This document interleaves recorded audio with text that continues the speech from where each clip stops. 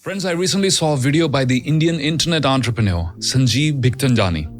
He said something that stuck with me. He said, creating a great company takes the effort of a lifetime. A profound message there that some of your best work is going to emerge in the long run with time and practice. Creating a great company takes the effort of a lifetime. Well, greatness takes time. Greatness is the commitment of a lifetime. When I compare the videos we create now versus the ones we shot 13 years ago, sometimes I just laugh at myself. Now it's all so effortless and so refreshing to connect the dots and create content that moves.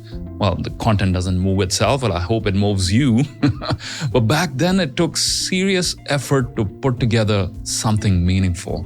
You must be familiar with the 10,000-hour rule popularized by Malcolm Gladwell in his book, The Tipping Point. Robert Greene also talks about apprenticeship and finding mentors in his famous book, Mastery. And they all converge in the same direction. Mastery takes time.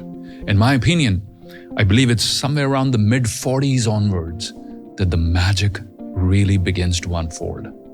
By then, hopefully you're over the midlife crises and have found a firm purpose to concentrate your energy on.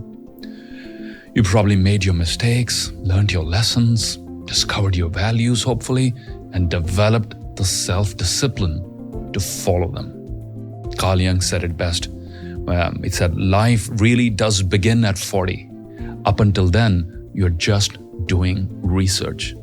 It's the golden decade, my friends, when life throws these wonderful new opportunities at you, provided that you can run with the ball.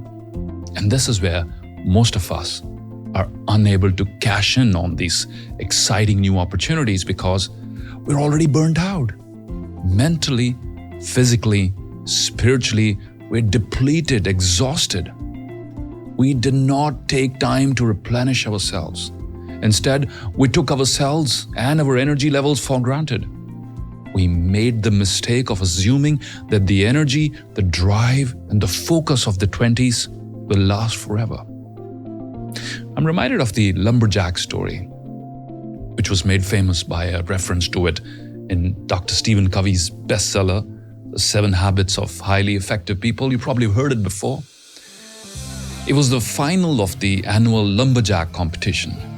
And after days of chopping, sawing, and tree climbing, only 2 competitors remained in the game. One was an older, experienced senior lumberjack, and the other was a muscular young fellow about 20 years his junior.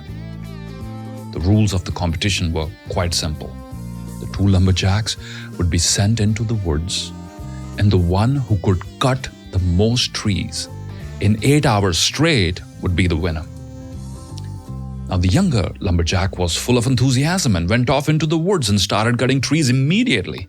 He worked all through the day, barely taking any breaks or taking any time to catch his breath or grab food and water. He felt the more he worked, the more he felt confident. With every tree he felt more confident because now he was sure of his victory, that with his superior youth and stamina, he's going to beat the senior lumberjack. Now, he also felt sure of his win because he could hear the older fellow working in another part of the woods. And at regular intervals, all he would hear was silence. The noise of falling trees coming from the other man would stop. The younger lumberjack naturally assumed that the older guy was taking more frequent breaks because of his age and lesser strength. He was confident his youth and stamina would win him this competition, and nothing stands in his way. Well, when the final whistle blew, the younger lumberjack felt so confident he had won as he looked out over the piles of trees that he had cut that he made his way over to the podium for the medal ceremony and climbed onto the platform confident of his victory. The older fellow was there too. He was actually looking less tired, much less tired than he did. When it was time to announce the winner, the younger lumberjack was waiting to hear his name, but was devastated when the older man was declared the winner. The young man turned to the winner and asked, "How could this be? I heard you taking breaks every hour while I worked continuously. I'm younger, fitter, and stronger than you are. How could you have possibly beat me?" The older man smiled and said, "Son, I was not stopping to rest. I was stopping to sharpen my saw." That's a story, the Lumberjack story, as mentioned in Dr. Stephen Covey's landmark book. Powerful reminders there to pace yourself, nourish and strengthen yourself. Please remember, experience is a gift. You spent your whole life collecting mastery and experience in your field, but this gift is useless if you have no energy left to use it. There is no glory, my friends, in burnout. And no, Red Bull doesn't give you wings. There is no glory in getting only 4 hours of sleep a day and surviving then on 5 coffees a day or yawning all day long. It is simply not sustainable in the long run. And remember the words of our wise friend, building anything great takes the commitment of a lifetime. Stop fooling yourself. Greatness has no finish line, therefore take breaks. Rest, replenish, rejuvenate, rethink. And don't get me wrong, enthusiasm for sure is the spark to get things started. But it's useless if you cannot finish what you start.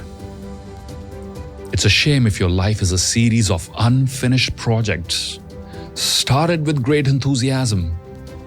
Just like the New Year resolution so many people make on 31st December or 1st of January, but unfinished because you've already exhausted yourself. The ability to see things through in an era of constant distractions, this ability, my friends, is a superpower. Because in the long run, it's not strength alone that wins the game, it's staying power that makes a difference. Therefore, prepare for the long haul and take time to sharpen your saw, because building anything great is the commitment of a lifetime.